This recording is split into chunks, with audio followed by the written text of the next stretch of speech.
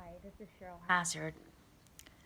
So I was thinking about self empowerment and what are some factors that can influence that.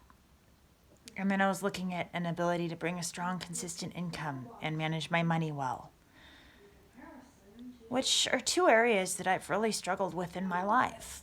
And it's had a huge impact on my life. My ability to leave a toxic relationship or to relieve more than, or basically to leave more than one. Um, and what choice of lifestyle I was able to live, where I lived, who I lived with. Um, Financial dependence affected my relationships with people because I was not able to pay back debts I owed, or I kept having to borrow money and I had people angry at me. And it was just not a good thing. So, having your own ability to bring in income is a form of empowerment, and so is the ability to manage money. For example, being able to know how much money you have, what bills there are to pay, and how to pay them.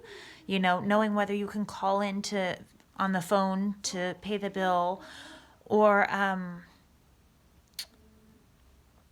just writing a check, or now there's doing bill pay online or even automatic bill pay. But those are factors in empowerment. And then the ability to defend oneself. For example, knowing jujitsu or Krav Maga, maybe boxing. Because in our world, there's abusive people, and you could get into a relationship with an abusive guy, or you could be walking down the street and somebody wants to attack you. And knowing how to defend yourself is an important skill. And when you're under attack, the tendency might be to freeze up. And if you've had to do movements so many times that it becomes automatic because you do it, you might not freeze up. It might be more natural. So I think, learn self defense. So, one thing about empowerment is the ability to set boundaries. That might be, I need to slow this relationship down. We're going too fast. That would be an example of setting a boundary. An example of setting a boundary might be, I don't appreciate being treated like I'm your servant. Can you please pick up after yourself? Please pick up your trash. Please take out the trash. I would like your help around the house, please. So another key to empowerment might be collecting information, do some research, find out what all your options are, because you might have options you don't know about. And that's a key thing, is knowing what all your options are.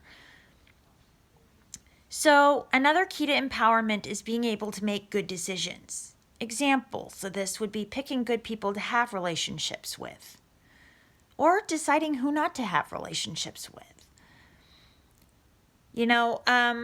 Another example of making good decisions might be how you take care of your health.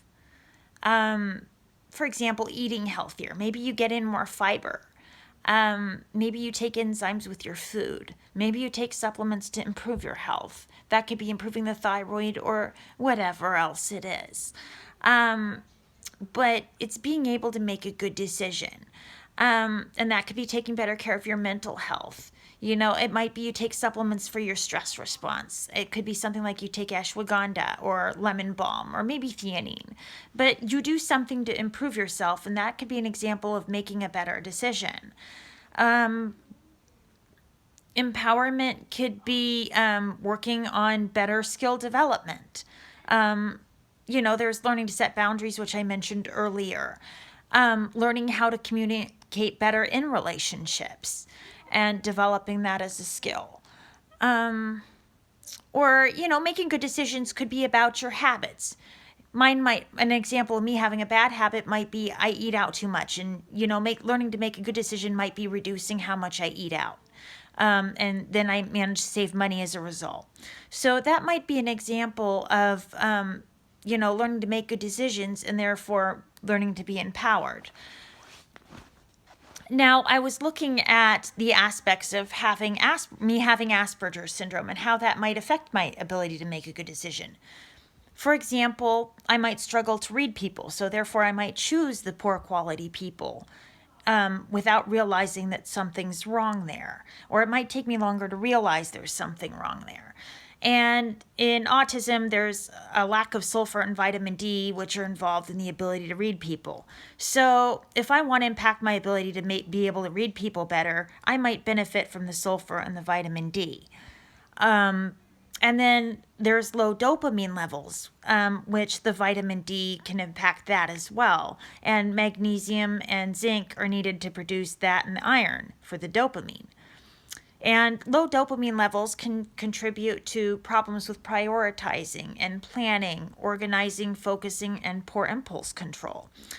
So if I want to do that, then I might have some options with regards to some nutrient deficiencies. Oh, and tyrosine. Tyrosine can boost dopamine as well. And then fish oil.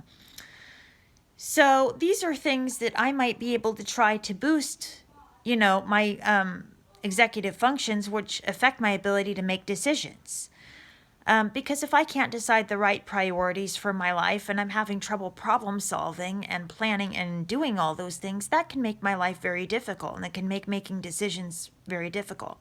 So these would be some things that can help with that. And often there's low dopamine in ADHD and ADD as well as the Asperger's. So,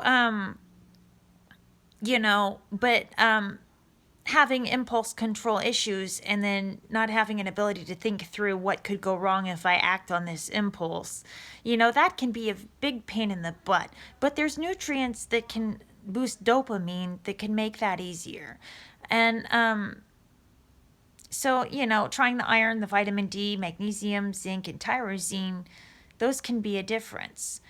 So, I was looking at my ability to make good decisions and what empowers me. And,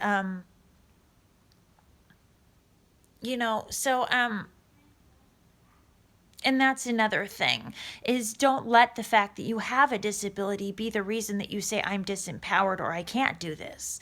Find a way, because your potential in life could be a lot higher, and you could go a lot further if you want to. So, one key to empowerment might not be settling for I have a disability, so I can't do this. Again, one of the things that this thing goes back to is do research. Some of these things that I researched about the learning disability, I had to look stuff up.